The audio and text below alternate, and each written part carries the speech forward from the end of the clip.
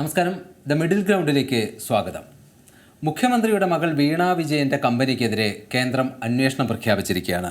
കേന്ദ്ര കോർപ്പറേറ്റ് കാര്യ മന്ത്രാലയത്തിൻ്റേതാണ് ഉത്തരവ്. ഇതുപ്രകാരം മുഖ്യമന്ത്രിയുടെ മകൾ വീണ വിജയൻ്റെ ഉടമസ്ഥതയിലുള്ള എക്സാലോജിക് കമ്പനിയുടെ പ്രവർത്തനങ്ങൾ, അതിൻ്റെ നടത്തിപ്പ് രീതികൾ, അത് വഴിവിട്ട് ഉണ്ടാക്കിയ വരുമാനം, ഇതൊക്കെയാണ് അന്വേഷണത്തിൻ്റെ പരിധിയിലുള്ളത്. വിശദമായ അന്വേഷണത്തിന് 3 അംഗ ഉന്നതതല ഉദ്യോഗസ്ഥ സംഘത്തെയാണ് കേന്ദ്രം കോർപ്പറേറ്റ് കാര്യ മന്ത്രാലയം നിയമിച്ചിരിക്കുന്നത്. 4 മാസത്തിനുള്ളിൽ അന്തിമമായ റിപ്പോർട്ട് നൽകണമെന്നാണ് ഈ ഉത്തരവിലുള്ളത്. ഈ മാസപ്പടി വിവാദത്തിലെ ആദായ നികുതി ബോർഡിൻ്റെ കണ്ടെത്തലിൻ്റെ അടിസ്ഥാനത്തിലാണ് ഈ ഉത്തരവും ഈ അന്വേഷണവുമൊക്കെ ഇപ്പോൾ നടക്കുന്നത്. കരിമണൽ കമ്പനിയായ CMRL നിന്നും വീണ വിജയൻ്റെ കമ്പനിക്ക് അനധികൃതമായി വരുമാനം ലഭിച്ചു. അതിനെ പ്രതിപക്ഷം മാസപ്പടി എന്നാണ് വിശേഷിപ്പിക്കുന്നത്. 3 വർഷത്തിനിടെ 1.72 കോടി രൂപ വീണ വിജയൻ്റെ കമ്പനിയായ എക്സാലോജിക്കിന് CMRL നിന്ന് ലഭിച്ചു എന്നതാണ് ഈ അന്വേഷണത്തിന് ആസ്പദമായ സംഭവം. എന്തായാലും ഇതിൽ നേരത്തെയും ഇത് കേരള രാഷ്ട്രീയത്തിൽ ചൂടുപിടിച്ച വിവാദങ്ങൾക്ക് വഴിവെച്ചിരുന്നു. എന്നാൽ കേന്ദ്രത്തിൻ്റെ ഭാഗത്ത് നിന്ന് പിന്നീട് ഒരു അന്വേഷണമോ ഒന്നും പ്രഖ്യാപിച്ചിരുന്നില്ല. എന്നാൽ ഈ ഘട്ടത്തിലാണ് ഇപ്പോൾ കേന്ദ്ര കോർപ്പറേറ്റ് കാര്യ മന്ത്രാലയത്തിൻ്റെ ഉത്തരവ് വന്നിരിക്കുന്നത്. 3 അംഗ വിദഗ്ധ സംഘം ഈ വിഷയത്തിൽ അന്വേഷണത്തിന് പോവുകയാണ്. 4 മാസത്തിനകം ഈ അന്വേഷണ റിപ്പോർട്ട് സമർപ്പിക്കേണ്ടതുണ്ട്. അതായത് രാഷ്ട്രീയമായി ഇതിൻ്റെ ഒരു ചരിത്രം കഴിഞ്ഞ കുറച്ച് ദിവസങ്ങൾ, കുറച്ച് മാസങ്ങൾക്ക് മാത്രം പിന്നിലേക്ക് നിൽക്കുന്ന ഒന്നാണ്. 3 വർഷമായിട്ട് പൈസ കൊടുക്കുന്നുണ്ട്.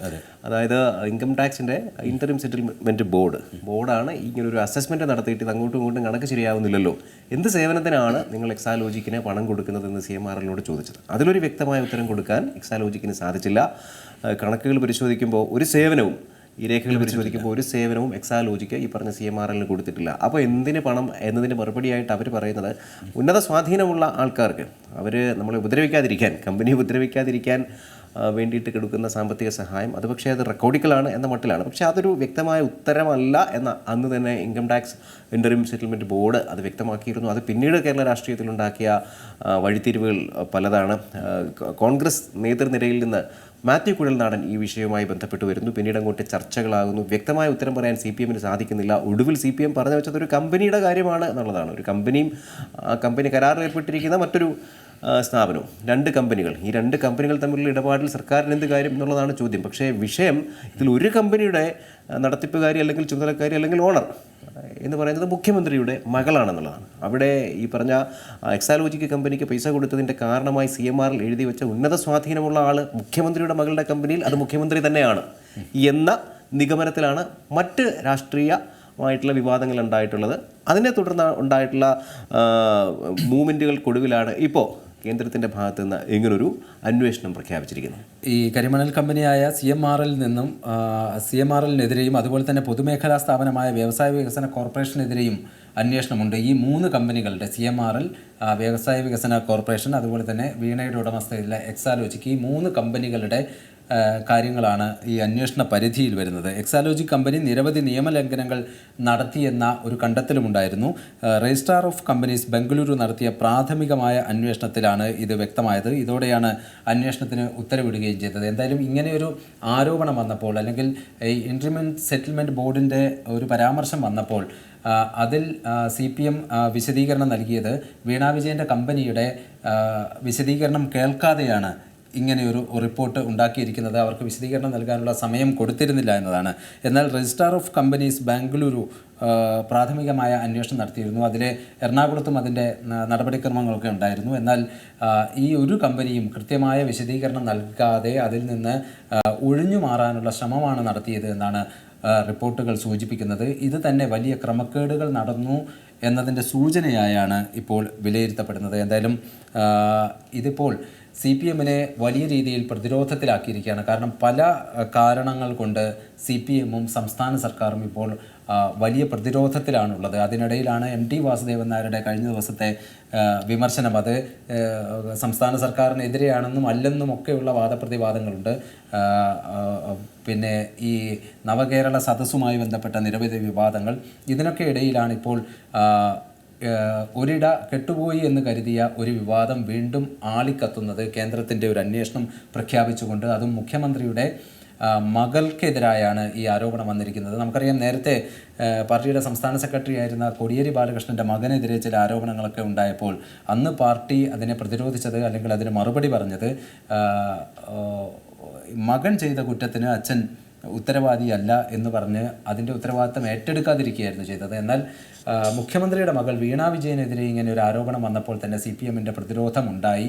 പല നേതാക്കളും അതിനെ പ്രതിരോധിച്ചു, പാർട്ടി തന്നെ പ്രതിരോധിച്ചു. അത് അവർ ഉന്നയിച്ചൊരു ന്യായം, ഇത് 2 കമ്പനികൾ തമ്മിലുള്ള ഇടപാടാണ്. അത് വീണ വിജയൻ്റെ എക്സാലോജിക് എന്ന കമ്പനിക്ക് വരുമാനം ലഭിച്ചിട്ടുണ്ടെങ്കിൽ അതിന് കൃത്യമായ സേവനവും ആ കമ്പനി നൽകിയിട്ടുണ്ടാകും എന്ന് പറഞ്ഞാണ് ഇതിനെ പ്രതിരോധിച്ചത്. ഒപ്പം തന്നെ നേരത്തെ സൂചിപ്പിച്ചതുപോലെ വീണ വിജയൻ്റെ കമ്പനിക്ക് വിശദീകരണം നൽകാനുള്ളൊരു അവസരം നൽകിയില്ല എന്ന വാദവും ഉന്നയിച്ചിരുന്നു. എന്നാൽ ഇനിയിപ്പോൾ എന്തായിരിക്കും, ഏത് രീതിയിലായിരിക്കും CPM ഇതിനെ പ്രതിരോധിക്കുക എന്നതാണ് നമ്മൾ ഉറ്റുനോക്കുന്നൊരു കാര്യം. ശരിക്കും CPM ഇപ്പോൾ 2 അടി പുറകിലാണ് നിൽക്കുന്നത്. അതായത് മുന്നേ ഓടിക്കൊണ്ടിരിക്കുക, ഈ പറഞ്ഞ ഒരു സ്റ്റെപ്പ് മുന്നോട്ട് വയ്ക്കുമ്പോൾ 2 സ്റ്റെപ്പ് പുറകോട്ട് പോകുന്നൊരവസ്ഥയിലാണ് ഇപ്പോൾ CPM ഉള്ളത്. കാര്യം വയ്ക്കുന്ന ചുവടുകളെല്ലാം പിന്നിലേക്ക് വലിക്കുന്ന തരത്തിലേക്ക് കാര്യങ്ങൾ മാറിക്കഴിഞ്ഞു. ഒരുപക്ഷേ CPM പുനരാലോചിക്കണം എന്ന് കഴിഞ്ഞ ദിവസം MT വാസുദേവൻ നായരുടെ അഭിപ്രായ പ്രകടനത്തിന് പിന്നാലെ പലരും പലയിടത്തു നിന്ന് പറഞ്ഞതും ഇത്തരം കാര്യങ്ങളെ പറ്റിയാണ്. അതായത് നമ്മൾ അധികാരത്തിൽ ഇരിക്കുമ്പോൾ നമ്മൾ ചെയ്യുന്ന കാര്യങ്ങളെല്ലാം മുമ്പ് നമ്മൾ ഇന്നലത്തെ TMGയിൽ തന്നെ ടിറ്റോ ഒരു കാര്യം പറഞ്ഞിരുന്നു. ഇൻ്റർവ്യൂവിൽ വരെ സിനിമ നന്നായി ഓടിച്ചുകൊണ്ടിരിക്കുമ്പോൾ നന്നായി പ്ലോട്ട് ചെയ്തിരിക്കുന്ന സിനിമ, അതുകൊണ്ട് ഇനി ഇൻ്റർവ്യൂവിന് ശേഷം എന്ത് കാണിച്ചാലും അതങ്ങ് ജനം സ്വീകരിക്കും എന്ന് ഏതെങ്കിലും ഒരു സംവിധായകൻ വിചാരിക്കുമ്പോൾ ആദ്യത്തെ 5 വർഷം ഭേദപ്പെട്ട രീതിയിൽ ഭരണം കാഴ്ചവെച്ചതിന് ശേഷം കിട്ടിയ തുടർഭരണം, ആ തുടർഭരണത്തെ കൃത്യമായല്ല ഉപയോഗിക്കുന്നത്. തുടർഭരണം ദുരുപയോഗം ചെയ്യപ്പെടുന്നു. അല്ലെങ്കിൽ തുടർഭരണത്തെ മറ്റെന്തെങ്കിലും തരത്തിലുള്ള കാര്യങ്ങൾക്കോ ലക്ഷ്യങ്ങൾക്കോ വ്യക്തിപരമായ നേട്ടങ്ങൾക്കോ അഴിമതിക്കോ ഒക്കെ വേണ്ടി ഉപയോഗപ്പെടുത്തുന്നു എന്നൊരു ആരോപണം പ്രതിപക്ഷത്തിൻ്റെ ഭാഗത്തു നിന്നുണ്ട്. അത് ജനങ്ങളുടെ ഭാഗത്തു നിന്നും ഉണ്ട്. അതുകൊണ്ട് തന്നെ ഈ നവകേരള യാത്രയടക്കം ബസ് അടക്കം അത് മഹാനായ എഴുത്തുകാരൻ വരെ ആ രീതിയിലേക്ക് പറയേണ്ടി വരുന്ന ഒരു സാഹചര്യത്തിലേക്ക് കൊണ്ടെത്തിച്ചിരിക്കുന്നു. അത്തരം ഒരു പ്രതിരോധത്തിൽ CPM നിൽക്കുമ്പോൾ, നേരത്തെ പറഞ്ഞ പോലെ ഒരടി മുന്നോട്ട് വയ്ക്കുമ്പോൾ 2 അടി പുറകോട്ട് വയ്ക്കുന്ന അവസ്ഥയിൽ നിൽക്കുമ്പോഴാണ് വീണ്ടും ഈ എക്സാലോജിക്കുമായിട്ട് ബന്ധപ്പെട്ട അന്വേഷണം വരുന്നത്. ഇനി കേന്ദ്ര ഏജൻസിയാണ് ഇത് അന്വേഷിക്കുന്നത് എന്നുള്ളതുകൊണ്ട് അക്കാര്യത്തിൽ എനിക്ക് വലിയ പ്രതീക്ഷയൊന്നുമില്ല. കാരണം കേന്ദ്ര ഏജൻസികൾ ഇവിടെ കുറേ കാലമായിട്ട് അന്വേഷിച്ചുകൊണ്ടിരിക്കുകയാണ്. അല്ല, ആ വിഷയത്തിലേക്ക് നമുക്ക് വരാം. ഒരുപക്ഷെ പ്രതിപക്ഷത്തിൻ്റെ ഒരു പ്രതികരണം ആ രീതിയിൽ തന്നെയായിരുന്നു. നമുക്ക് അതിലേക്ക് വരാം. ഇവിടെ സൂചിപ്പിച്ചൊരു കാര്യം, ഈ തെറ്റുപറ്റിയാൽ അത് സമ്മതിക്കാനോ തിരുത്താനോ ഒരു മഹാരഥനും തയ്യാറാകുന്നില്ല എന്നതായിരുന്നു MT പറഞ്ഞതിലെ ഒരു വരി. അല്ല, ഇവിടെ ഇപ്പോൾ എന്താണ്, അത് നമ്മൾ കണക്കിലെടുത്താൽ തന്നെ ഇവിടെ ഇപ്പോൾ വേണമെങ്കിൽ നേരത്തെ കോടിയേരിയുടെ മകൻ്റെ കാര്യം പറഞ്ഞതുപോലെ അത് മുഖ്യമന്ത്രിയുടെ മകളാണ്. അവർ മുഖ്യമന്ത്രിയുടെ മകളായി പോയതുകൊണ്ട് മുഖ്യമന്ത്രി അതിന് മറുപടി പറയേണ്ടത് എങ്ങനെ എന്നൊരു ചോദ്യം CPM വീണ്ടും ഉന്നയിക്കാവുന്നതാണ്. അതിൽ കാര്യമുണ്ട്.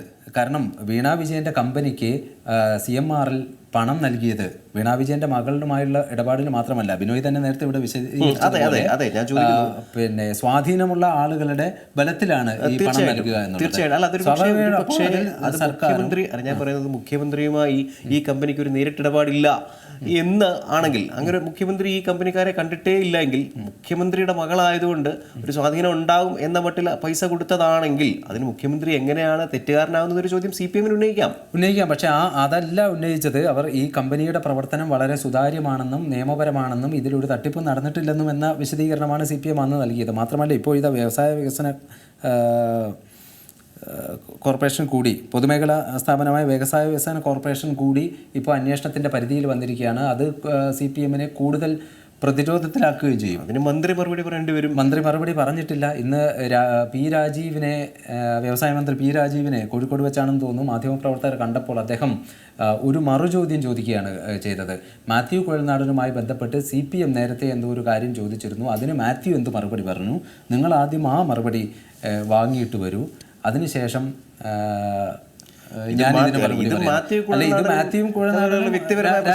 പ്രശ്നമല്ല. ഇത് കേന്ദ്ര ഏജൻസി അന്വേഷണത്തിന് ഉത്തരവിട്ടിരിക്കുകയാണ്. അതിന് മന്ത്രിയുടെ മറുപടി എന്താണ്? അതാണ് വ്യവസായ വികസന കോർപ്പറേഷൻ എക്സാലോജിക്കിന് പൈസ കൊടുത്തിട്ടുണ്ടെങ്കിൽ അത് വ്യവസായ വികസന കോർപ്പറേഷൻ ഭരിക്കുന്ന ആൾക്കാരുടെ വീട്ടിൽ നിന്ന് കൊണ്ടുവച്ച പൈസയല്ല. അവിടെയാണ് ഇവിടെ മന്ത്രി മറുപടി പറയേണ്ടി വരുന്നത്. അല്ലാതെ മാത്യു എന്തെങ്കിലും മറുപടി പറഞ്ഞിട്ടല്ലല്ലോ മന്ത്രി മറുപടി പറയേണ്ടത്. ഇത് ജനങ്ങളുടെ പൈസയാണല്ലോ. ഈ വ്യവസായ വികസന കോർപ്പറേഷൻ എന്ന് പറയുന്നത് സർക്കാരിൻ്റെ കീഴിൽ വരുന്ന സംഗതിയാണ്. അവിടേക്ക് വരുന്ന പണം എന്ന് പറയുന്നത് നമ്മുടെ കാശാ. എൻ്റെയും റിജീഷിൻ്റെയും റോഡിലൂടെ പോകുന്ന എന്താണ് ഒരു ടൂത്ത് പേസ്റ്റോ സോപ്പോ വാങ്ങിച്ച് കുളിക്കാൻ ഉപയോഗിക്കുന്ന അവിടെ കൊടുക്കുന്ന പൈസയാണ് ഈ പറഞ്ഞ നികുതി ഇനത്തിൽ അവിടെ പോവുകയും പിന്നെ മറ്റു പല കാര്യങ്ങൾക്ക് ഉപയോഗിക്കുന്നത്. അത് കൃത്യമായി ചെലവഴിക്കപ്പെട്ടില്ല എന്ന് മാത്രമല്ല അത് ദുരുപയോഗിക്കപ്പെട്ടു എന്നൊരു ആരോപണം ഉണ്ടാകുമ്പോൾ ഇല്ല, അങ്ങനെ ദുരുപയോഗിക്കപ്പെട്ടിട്ടില്ല എന്ന വിശദീകരണമാണ് ഞങ്ങൾക്ക് കേൾക്കാൻ ഞങ്ങൾ ആഗ്രഹിക്കുന്നത്. ഞങ്ങളുടെ പൈസ സേഫാണ് എന്ന് കേൾക്കാനാണ് ഞങ്ങൾ ആഗ്രഹിക്കുന്നത്. ആ മറുപടിയാണ് മന്ത്രി തരേണ്ടത്. അല്ലാതെ മാത്യു കുഴൽനാടൻ്റെ അടുത്ത് പോയി മറുപടി ചോദിച്ചിട്ട് വന്നാൽ ഇത് തരാം എന്ന് പറയുന്നത് തന്നെ ഉത്തരവാദിത്തപ്പെട്ട സ്ഥാനത്ത് ഇരുന്നുകൊണ്ട് പറയാൻ പാടില്ലാത്ത ഒന്നാണ്. അത് ഉത്തരം മുട്ടുമ്പോഴുള്ള ചില മറുപടികൾ കൂടിയായിട്ട് വേണം കണക്കാക്കാൻ. കാരണം നമ്മൾ നേരത്തെ ഇവിടെ പറഞ്ഞതുപോലെ തന്നെ ഈ വിവാദത്തിൻ്റെ ആദ്യഘട്ടത്തിൽ CPM നേതാക്കൾക്ക് കൃത്യമായ മറുപടി ഉണ്ടായിരുന്നു.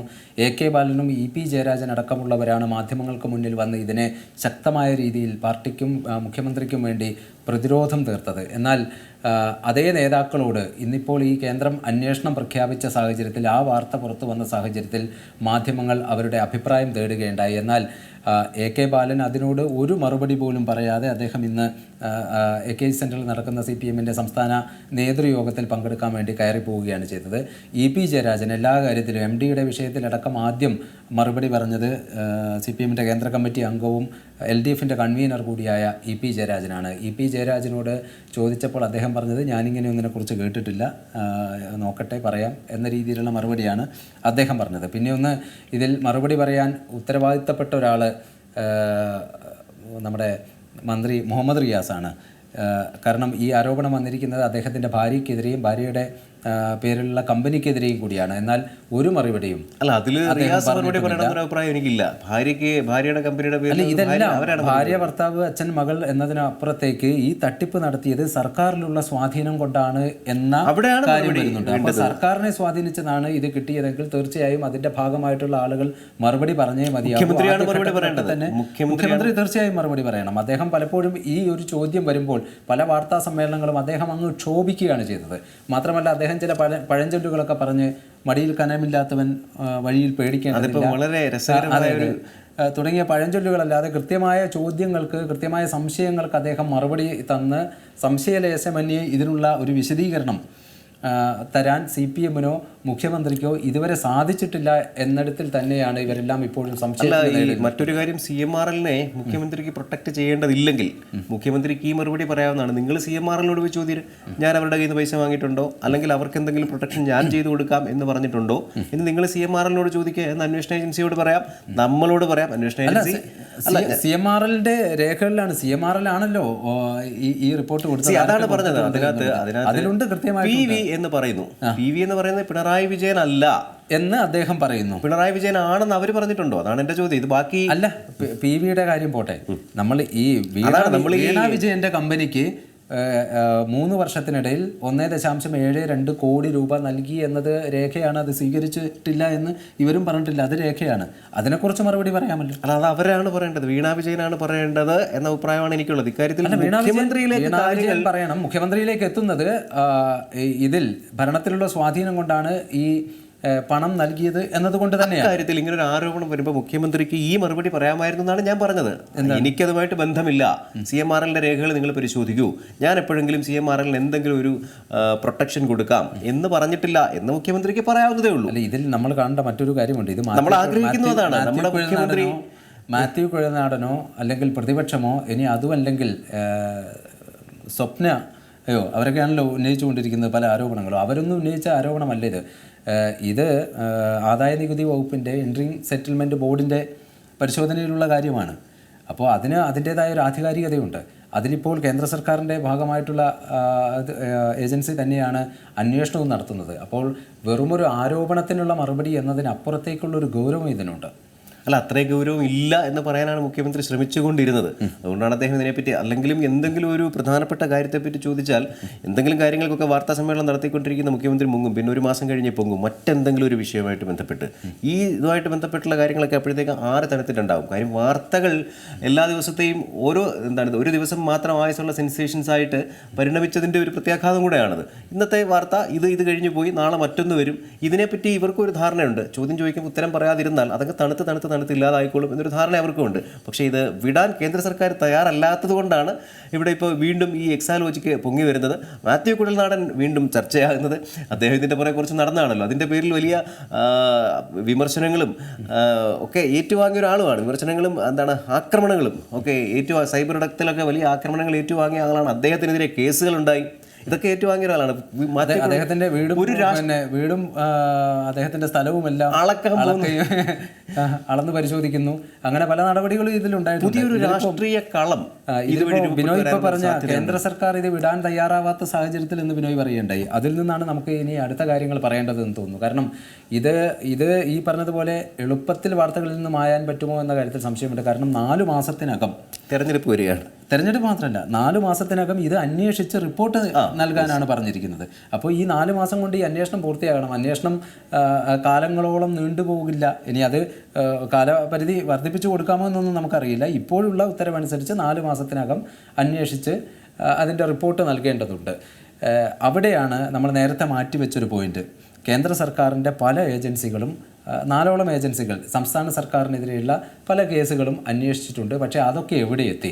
ഇതിപ്പോൾ ഒരു തെരഞ്ഞെടുപ്പിൻ്റെ പടിവാതിൽക്കൽ എത്തി നിൽക്കുമ്പോൾ, ഒരു പാർലമെൻറ്റ് തെരഞ്ഞെടുപ്പിൻ്റെ പടിവാതിൽക്കൽ എത്തി നിൽക്കുമ്പോൾ വീണ്ടും മുഖ്യമന്ത്രിയെ കുരുക്കിലാക്കാൻ, മുഖ്യമന്ത്രിയെ പ്രതിരോധത്തിലാക്കാൻ, CPM-നെ പ്രതിരോധത്തിലാക്കാൻ വീണ്ടും ഒരു അന്വേഷണം വരുന്നു.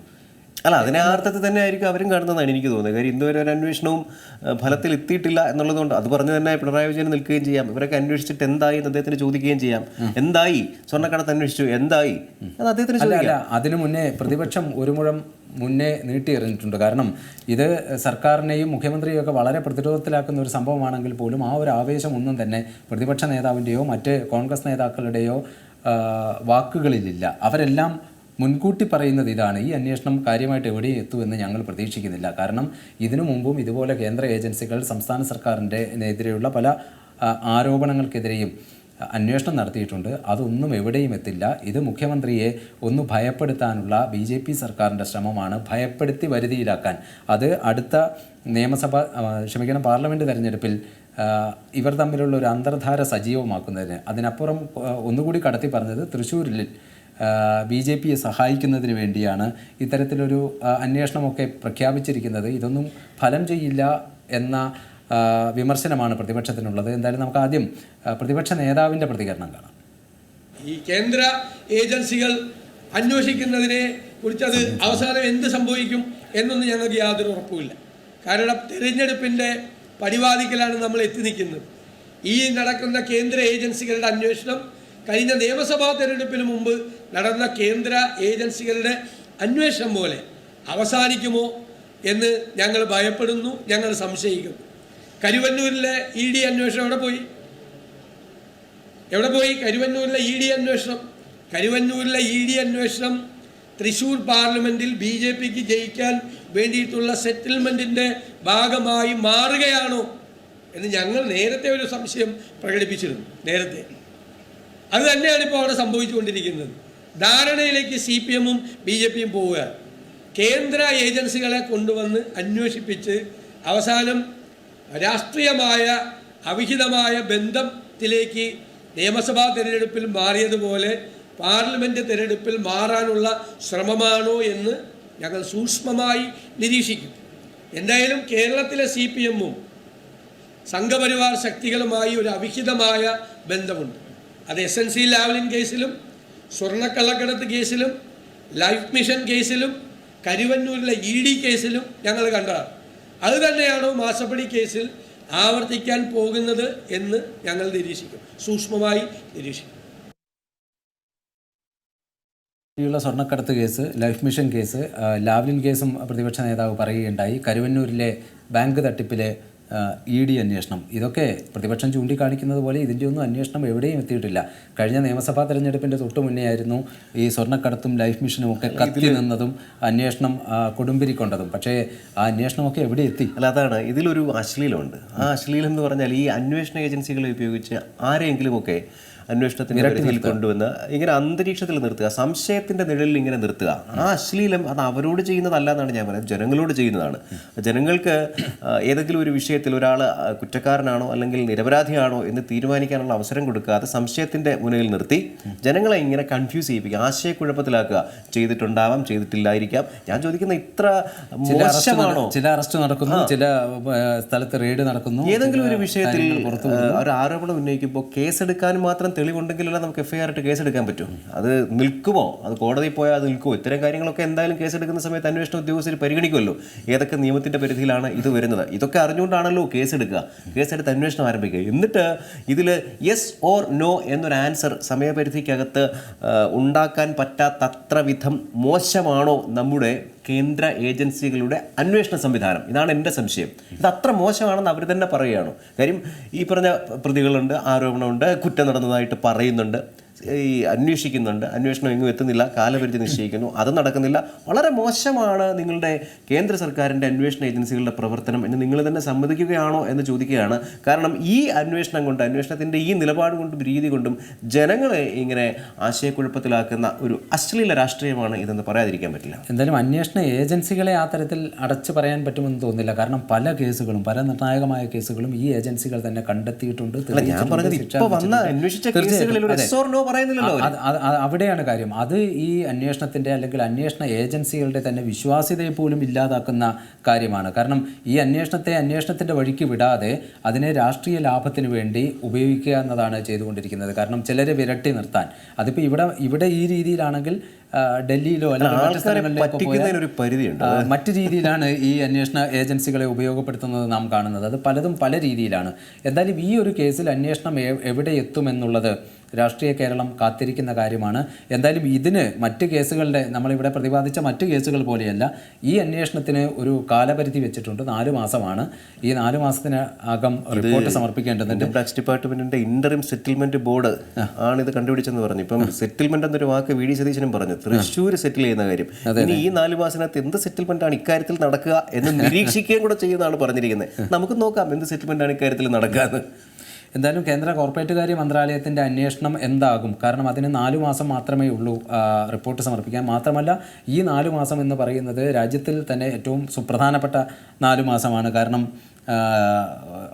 പാർലമെൻറ്റ് തെരഞ്ഞെടുപ്പിൻ്റെ കാലമാണ് വരാൻ പോകുന്നത്. ഒരുപക്ഷെ ആ ഘട്ടത്തിൽ തന്നെയായിരിക്കും ഈ അന്വേഷണത്തിൻ്റെ റിപ്പോർട്ടും വരിക. അതുകൊണ്ട് തന്നെ ഇതിനേറെ രാഷ്ട്രീയ പ്രാധാന്യമുണ്ട്.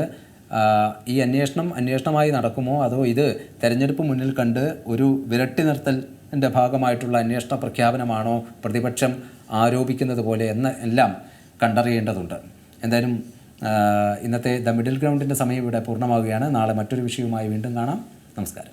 ഏറ്റവും പുതിയ വാർത്തകളും വിശേഷങ്ങളും വിരൽ തുമ്പിലറിയാൻ സീ മലയാളം ന്യൂസ് എല്ലാ ഡിജിറ്റൽ പ്ലാറ്റ്ഫോമുകളിലും ലഭ്യം.